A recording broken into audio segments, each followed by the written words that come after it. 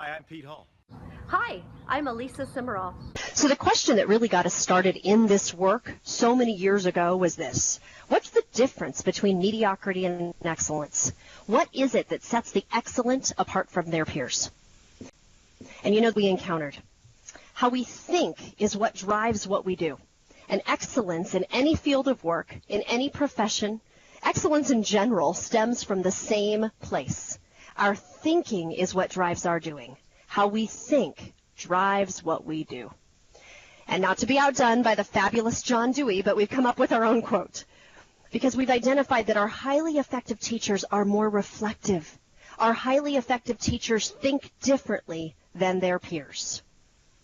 So, how do our excellent teachers think, you wonder? And we're so glad you asked. Because in our work over the past decade, we've identified a predictable pattern of thinking that we all go through as we progress toward expertise. Highly reflective practitioners begin with a deep level of awareness. And because they have this acute awareness of what they want to accomplish and the tools they have at their disposal, and everything that they do then is done intentionally and deliberately. And their thinking now shifts to that bottom right-hand quadrant. They know why they're doing what they're doing at each and every moment of every day. And then they begin to pay attention then to what's working, which students are learning, which students aren't, what's not working, and why. And based on the information they gather in that bottom left-hand quadrant, their minds immediately then go to, so what am I going to do about this? How am I going to respond? And they then begin to make adjustments for tomorrow, for next year, even for the very next moment in their classroom. And this propels them into that fourth quadrant. And of course, as they engage in this level of reflection, it develops a deeper awareness and then propels them again around this model that we call the reflective cycle. And as they continue to refine their thinking. It moves from this macro level, big picture thinking to micro, grain size thinking about their professional practice and ultimately about student learning. We like to say this: shifting action doesn't always result in shifted thinking, but shifting thinking will always result in shifted action. Everybody thinks a little bit differently. We all reflect differently. And that is reflected by the frequency and the accuracy and the depth of our thinking about our professional practice. So what Alisa and I created is a tool that describes the differences in the way we reflect on our professional work. We call it the continuum of self-reflection. And we can have folks that think from the unaware stage to the conscious stage to the action stage and the refinement. Now this tool, the continuum of self-reflection, really serves two purposes for us.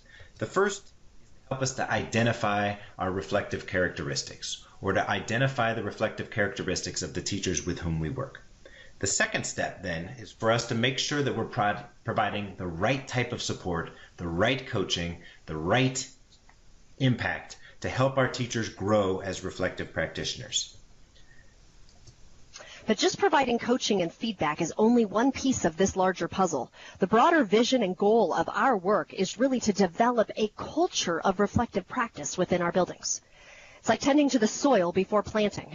So what we need to do is, before we plant coaches and engage in walkthroughs and reflective dialogue, we need to work toward building a culture of reflective practice, which we're going to introduce now. So take a moment and read through our definition of what a culture of reflective practice really is.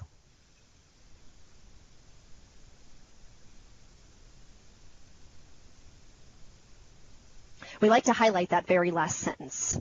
The entire organization oozes self-reflection. So how do we do this? Here are 7 building blocks in this work to developing a culture of reflective practice. The first fundamental is really the foundation to the work that we do. We have to make sure that we have strong working relationships with all members in our building. We need to make sure that our coaches, mentors, folks in instructional leadership positions have clearly defined roles. And once those are in place, we want to make sure then that we have set expectations and clearly communicate a plan for this work around reflective practice.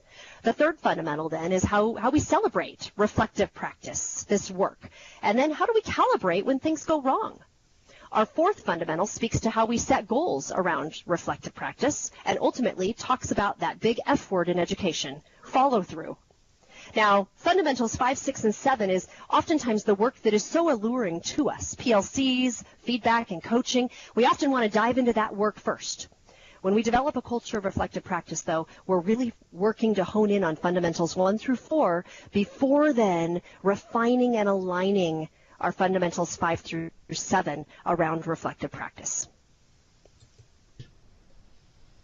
One of the things we've tried to do with our work is position this in such a way that it will have a lasting, enduring impact on the ultimate goal, student learning.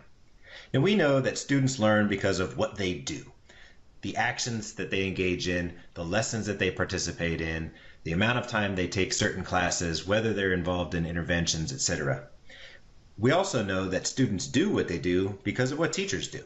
And for the most part, the professional development that we've offered to educators over the years has been positioned right here at level 1, the student actions level, and level 2, the teacher actions level.